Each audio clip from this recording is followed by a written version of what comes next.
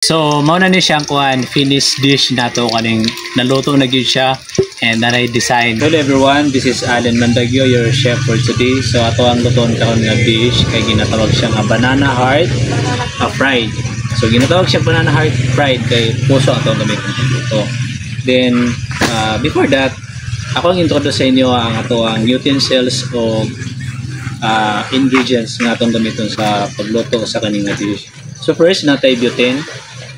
Natay kaning kaldero which is laki nato lagawan ng puso niya before nato i-fried. Natay kahahay.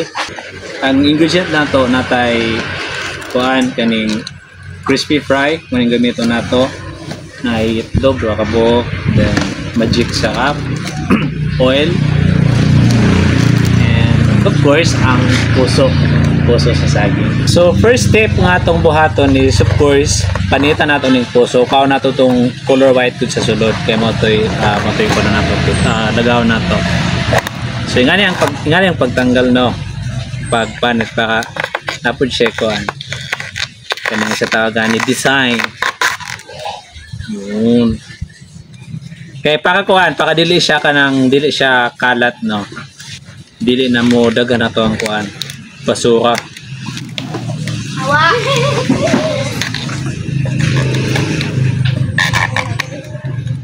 Ruba. Siya.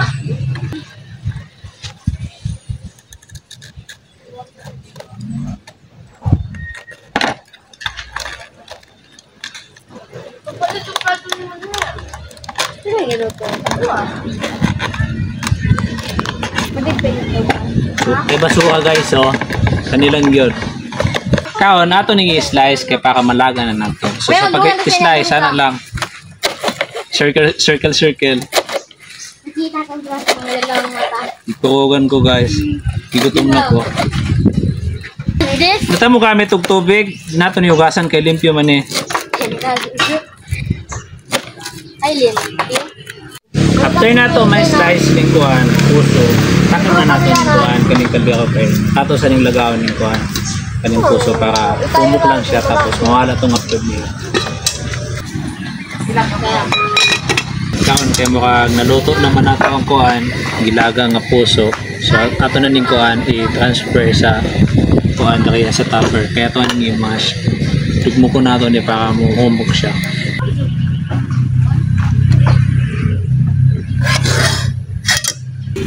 Kaon dugmo ko nato ni ano siya, dugmo ko nato i-mash nato kay para ma-mix na nato ni mga ingredients. Kain kada ano kuan oil. Sakawan niya, dire-diretso na.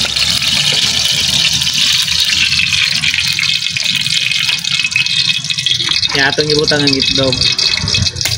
Sakawan na nato ang itlog.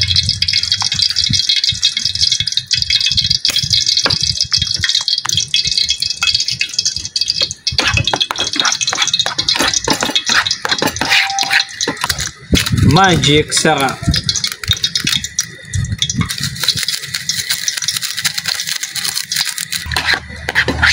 Then crispy fry.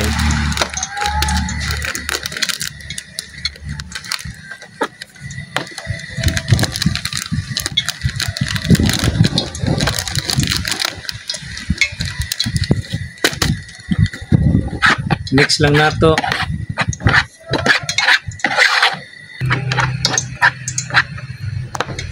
I guess mukha kuha na init na nga to ang oil so karon mag-start na tawag luto. Tansyaon lang nato. Diba?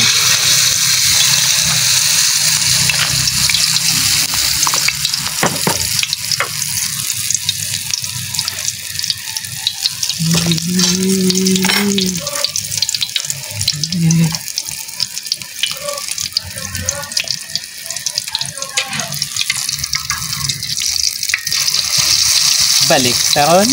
So kuan luto na ni siya. First nga atong gilunod.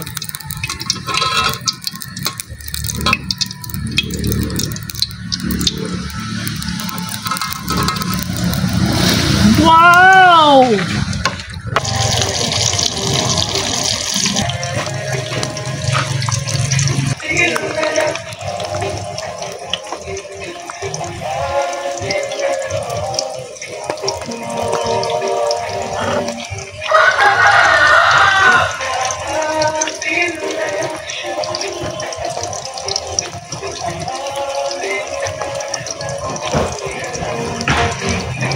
katanaw to.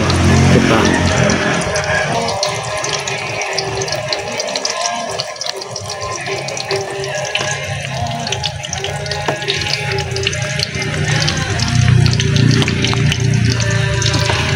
Kumaw na ni siyang kuhan, finished dish na to kaning naluto na gyud siya and nanay design no.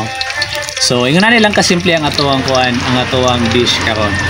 Dili na siya kanang kuhan kanang mahal. Nakagyud sa tong kuhan, nakagyud sa tong palibot. Pwede ka gyud ta magluto. Di na ta mo palit og kuhan, kanang di na ta maggasto-gasto dako. So kana lang, that's end sa atuang video and please like, share and subscribe.